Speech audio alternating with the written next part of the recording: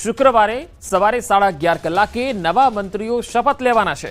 મંત્રીમંડળના વિસ્તરણ બાદ પદનામિત મંત્રીઓ શપથ લેશે।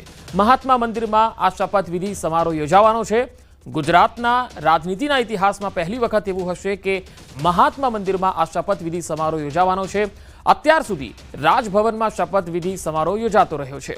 પહેલી વખત મહાત્મા મંદિરમાં આ શપથવિધિ થવાની છે। આવતીકાલે સવારે 11:30 કલાકે મહાત્મા મંદિરમાં રાજ્યપાલ આચાર્ય દેવવ્રતજી નવા મંત્રીમંડળના સમાવિષ્ટ થનાર પદનામિત મંત્રીઓને હોદ્દા અને ગોપનીયતાના શપથ લેવડાવશે।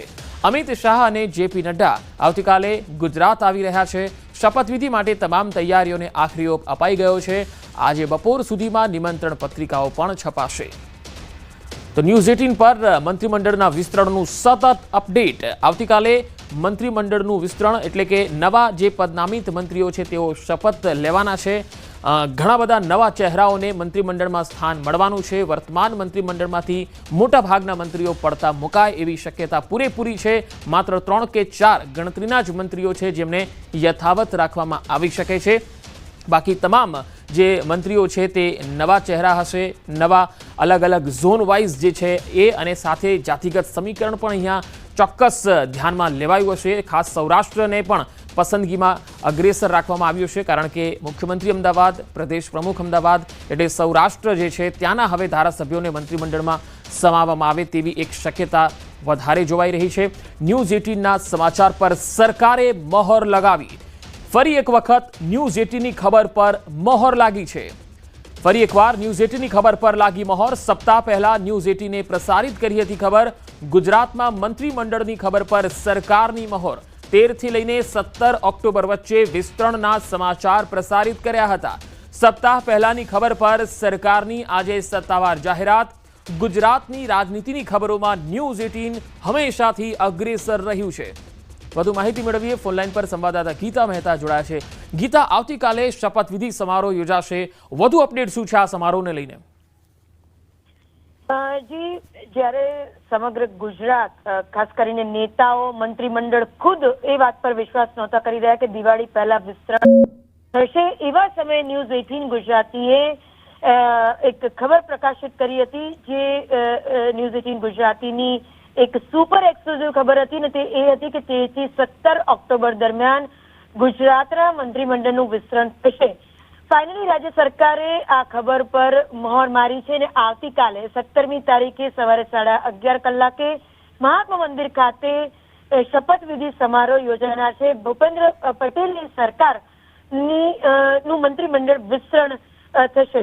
હું આપને જણાવવા માંગીશ કે 13 થી 17 ઓક્ટોબર દરમિયાનનો જો હું ઘટનાક્રમ પંકજ આપને સમજાવવા માંગુ તો 7 ઓક્ટોબરે સૌથી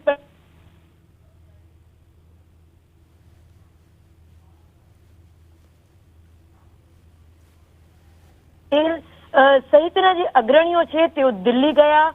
પીએમ અને અમિત શાહ કેન્દ્રીય ગૃહપ્રધાન સાથે તેઓએ ચર્ચા વિચારણા કરી।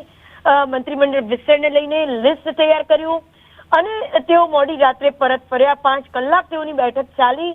એટલે આપણે જે તારીખ આપી હતી તે તારીખની અંદર જ સમગ્ર પ્રક્રિયા થઈને છેવટે પૂર્ણતાને આરે આવતીકાલે મંત્રીમંડળ વિસ્તરણ થશે। સવારે 11:30 કલાકે ઓફિશિયલી તેની જાહેરાત પણ થઈ ગઈ છે કે આવતીકાલે મંત્રીમંડળ વિસ્તરણ થશે। એટલે ન્યૂઝ 18 ગુજરાતી પોલિટિકલ ખબરોમાં, રાજકારણની ખબરોમાં કેટલું આગળ છે તે સ્પષ્ટ થઈ ચૂક્યું છે। જી બિલકુલ ગીતા, ન્યૂઝ 18 રાજનીતિની ખબરોમાં હંમેશાથી અગ્રેસર રહ્યું છે।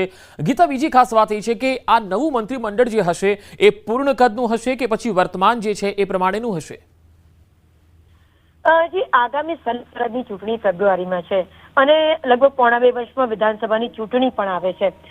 અત્યાર સુધીના જો ભાજપ શાસિત મંત્રીમંડળની વાત કરીએ તો નરેન્દ્ર મોદી વખતથી એવું બનતું હોય છે કે તેઓ ટૂંકું મંત્રીમંડળ પસંદ કરતા આવે છે। અત્યાર સુધી કદ 27નું છે એટલે ધારે તો 27 જેટલા મંત્રીઓ સીએમ સહિત રહી શકે, પરંતુ સરકારની ધારણા આગામી ચૂંટણીઓમાં વધુમાં વધુ બેનિફિટ લેવાની છે કે પછી નાનું કદ અને અસરકારક કામ એવી રણનીતિ અપનાવશે તે જોવાનું રહેશે। કારણ કે મેં આપણે કહ્યું કે નરેન્દ્ર મોદીનો વિશ્વાસ નાના મંત્રીમંડળમાં છે। તેમને એવું લાગ્યું છે કે ઓછા લોકો વધુ અસરકારક રીતે કામ કરી શકે।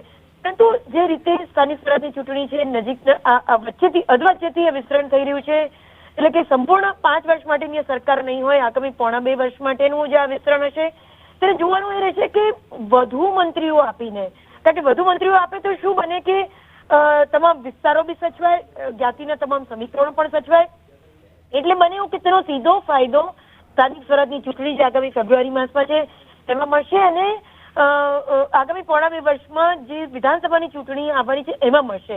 એટલે હવે કેન્દ્રીય નેતૃત્વ છે અને એના પર આખું દારોમદાર રહેશે.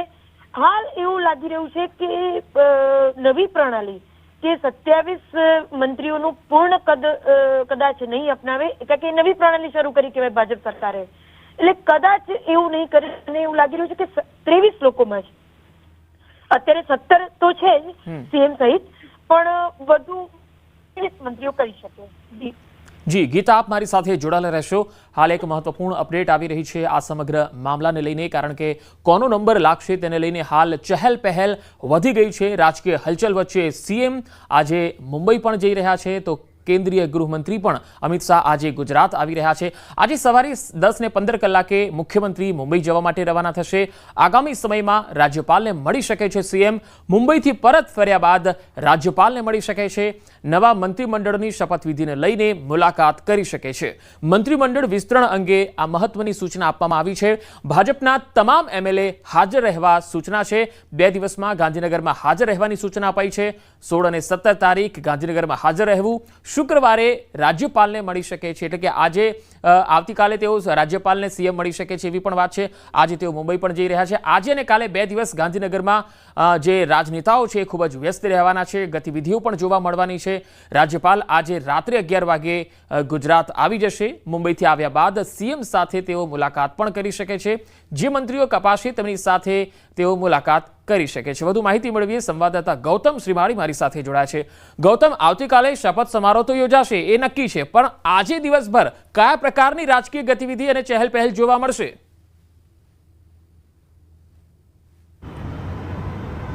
જી બિલકુલ, મંત્રીમંડળના વિસ્તરણની વાત સામે આવી રહી છે અને આવતીકાલે આ મંત્રીમંડળનું વિસ્તરણ યોજાય તે પ્રકારની પૂર્ણ શક્યતા જે છે તે જોવામાં આવી રહી છે. મહત્વનું એ છે કે તેને લઈને ગુજરાતની અંદર ગતિવિધિઓ તેજ જોવા મળી રહી છે. અનેક નેતાઓનું ગુજરાતમાં આગમન થઈ ચૂકેલું પણ જોવા મળી રહ્યું છે. એ અંતર્ગતની વાત કરીએ તો જે સુનિલ બંસલ જે છે રાષ્ટ્રીય મહામંત્રી, તેઓ પણ મોડી રાત્રે ગુજરાત આવી ચૂક્યા હતા. આજે પણ વિનોદ તાવડે જે સંગઠન મંત્રી છે તેઓ પણ ગુજરાત આવે તે પ્રકારના એંધાણ વર્તાઈ રહ્યા છે. એની વચ્ચે કેન્દ્રીય ગૃહમંત્રી અમિત શાહ પણ ગુજરાત મોડી રાત્રે આવે તે પ્રકારના એંધાણ વર્તાઈ રહ્યા છે. આમ તમામ નેતાઓ જે છે તે ગુજરાત આવી શકે તે પ્રકારના એંધાણ વર્તાઈ રહ્યા છે. તેને લઈને ગતિવિધિઓ તેજ જોવા મળી રહી છે. સંભવિત ચહેરાઓ કોણ હોઈ શકે છે તેની ઉપર સૌ કોઈની નજર મંડરાયેલી છે. તમામ 2 દિવસ તમામ ધારાસભ્યોને ટેલિફોનિક જાણ કરીને કરી દેવામાં આવી છે કે તમામ ધારાસભ્યો જે છે તે ગાંધીનગર ન છોડે તે પ્રકારની પણ સૂચના આપવામાં આવી છે. મહત્વનું એ છે કે 161 જેટલા ધારાસભ્યો સમગ્ર ગુજરાતના ભારતીય જનતા પાર્ટીના ચૂંટાયેલા છે. તમામને ગાંધીનગર નહીં છોડવાની પણ સૂચના આપવામાં આવી છે. મહત્વનું એ છે કે અનેક સમયથી ચાલતી હતી અટકળો ચાલતી હતી કે મંત્રીમંડળનું વિસ્તરણ ક્યારે થશે, કોનો સમાવેશ થશે, કેટલા લોકોને ઇન કરશે, કેટલા લોકોને આઉટ કરશે. આ પ્રકારની એક શક્યતા જે છે તે સેવામાં આવી રહી હતી. મહત્વનું આ ત્યારથી બન્યું હતું કે અગાઉ એક ચર્ચા એવી ચાલતી હતી કે હવે ભારતીય જનતા પાર્ટીના પ્રદેશ પ્રમુખ કોણ અને પ્રદેશ પ્રમુખ બન્યા બાદ તેમની ટીમ કેવી હશે તે ઉપરની શક્યતા જે છે તે સેવાઈ રહી. જી ગૌતમ, સતત આપની પાસેથી અપડેટ મેળવતા રહીશું. તો આ તમામ ગતિવિધિઓ પર નજર રહેશે. હાલ રોકાઈ રહ્યા છે એક નાનકડા વિરામ માટે.